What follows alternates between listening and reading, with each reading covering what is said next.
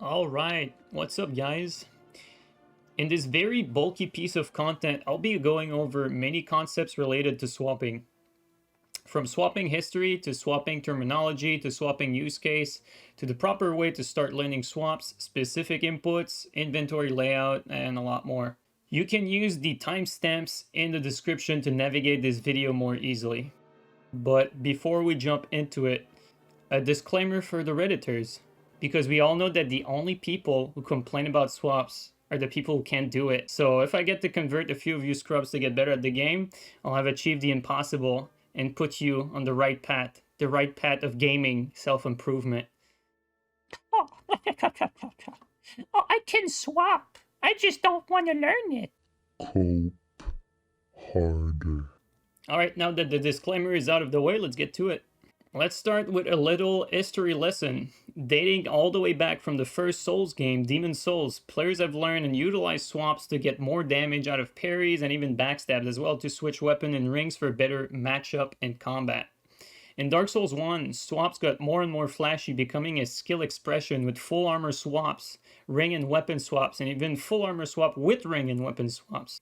This quickly escalated into a contest of who could sneak in as many inputs as possible during a parry window for the hardest swap possible and the best showcase of hand dexterity. Then Dark Souls 2 came along with the longest parry window in Souls history, which allowed slower players to swap their entire inventory after a parry. And finally we get to Dark Souls 3, the ultimate turning point in swaps history. When Dark Souls 3 came out, you saw the same skill expression with players pushing the boundaries even further with a lot of mid-air swap variations. But then came the man who changed everything.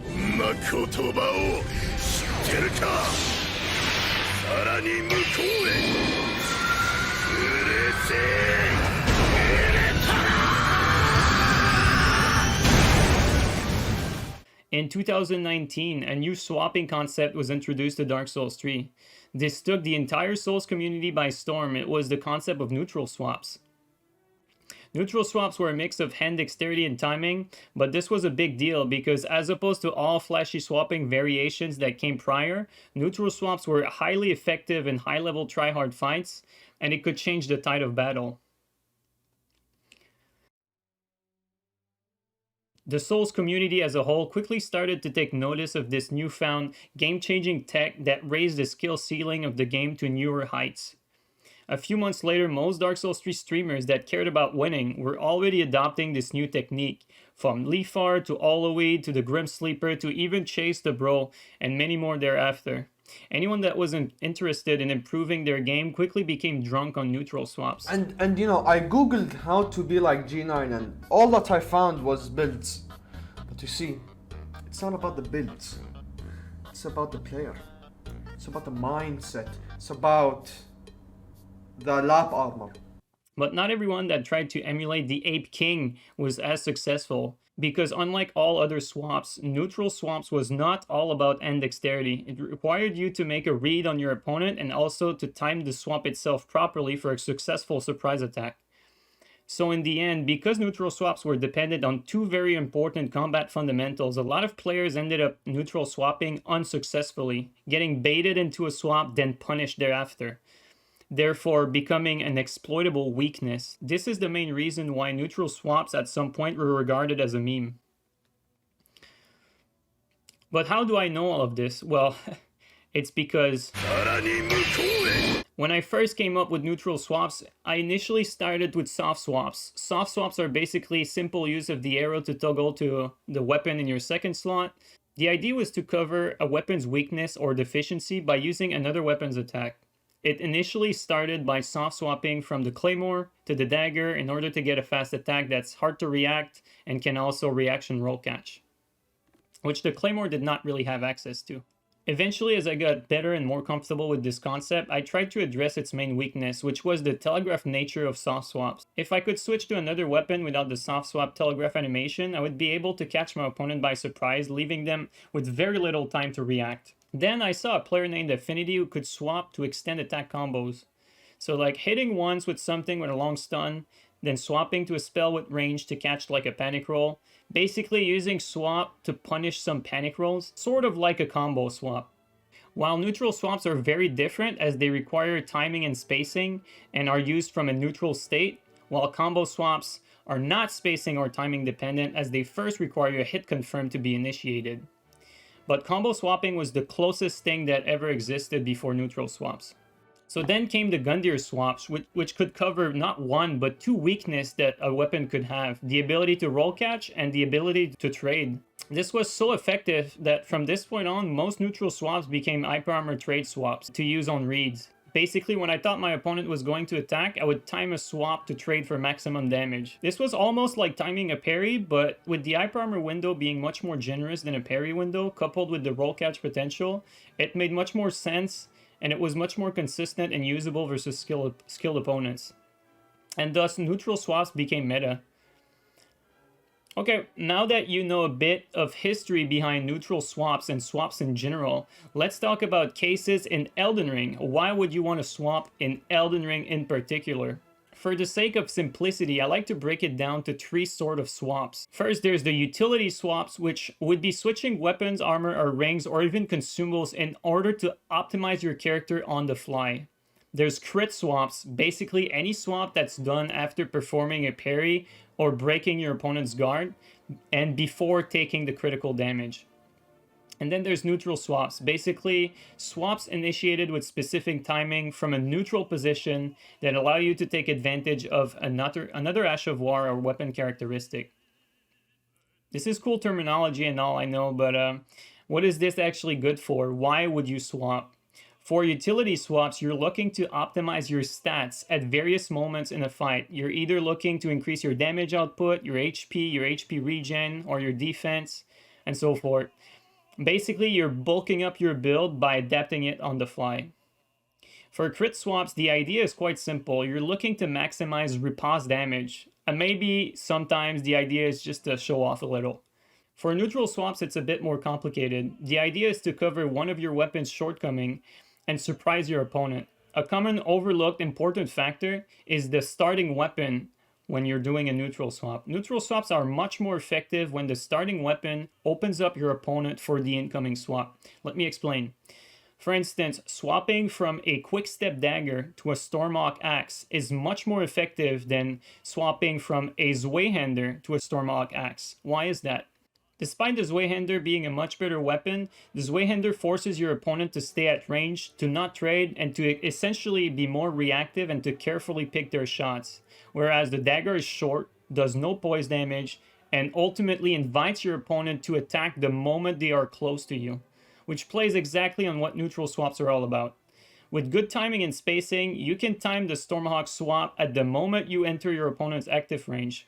All of this is possible because you can more easily predict that your opponent will attack as soon as they get close to you, which they technically see as an opening because your starting weapon is a dagger, or your equipped weapon is a dagger. Yet this is only one example. The use case for neutral swaps extend way beyond this scope.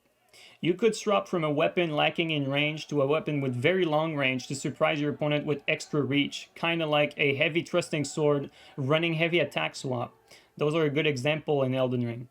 You could swap from a slow telegraphed weapon to a fast weapon that's hard to react to. Kind of like what I used to do in Dark Souls 3 with the Claymore and the Dagger. Or you can swap from a non-hyper armor weapon to a hyper armor Ash of War to time a trade, kind of like the Stormhawk Axe example. You can also mix and match multiple of those characteristics together to create an even more effective neutral swap. Basically, this allows you to get creative with your reads and tactics. Now, you always have to keep in mind that this game is played both ways. You're not the only one who can exploit patterns. If you're too obvious with your swaps and you keep going for the same thing over and over, or you do the same thing to an opponent in multiple fights, you're inviting your opponent to use this against you.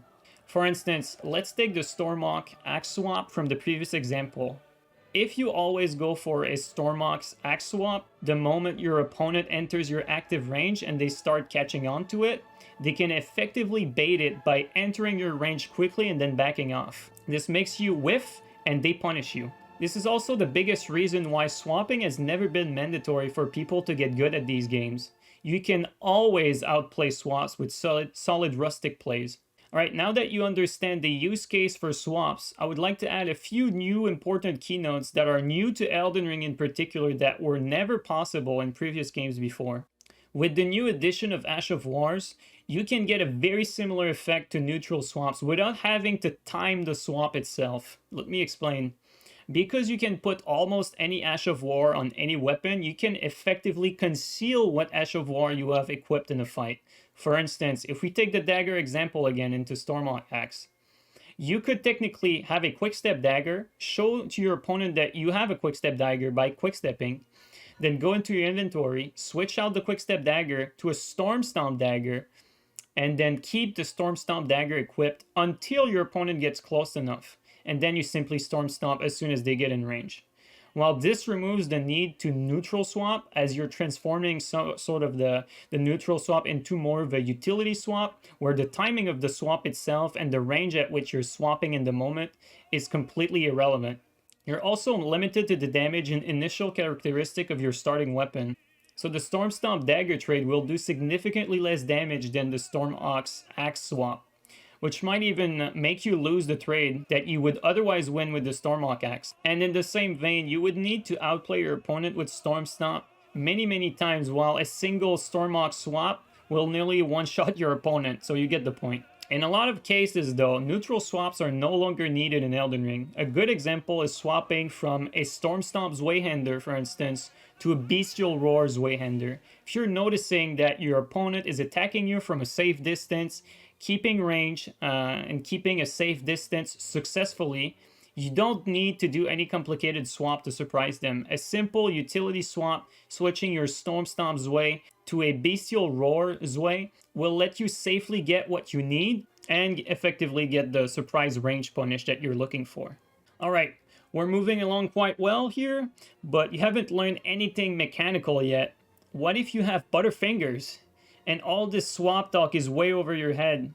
Maybe all of this, even utility swaps, seems too complicated for you, but fear not, because I truly do have the best scientific method to get anyone to learn how to swap and learn how to swap fast. It's quite simple, really, to be honest. We're going to be tapping into the concept of muscle memory. And by the way, what I'm about to say here is not limited to gaming, but it can be applied to any mechanical skill that you're trying to learn in your life. To develop any skill set, you need to learn good form and you need practice. When you're teaching your body a new movement, you want to make sure that your body understands what the movement is before executing at maximum speed. For anyone who's done martial art or has practiced any sports really, this is going to be old news to you. The same way you learn any movement in any sport, you can learn to swap in a video game. The key is start slow. Stop trying to input everything so fast. You'll actually save so much more time by learning how to swap if you actually stop trying to press as many buttons as you can as quickly as possible. And if you just memorize one simple button sequence and execute it slowly but perfectly. It really is just like learning any other movement. If you're a beginner and you're learning how to box, your coach will go over the basic 1-2 punch with you.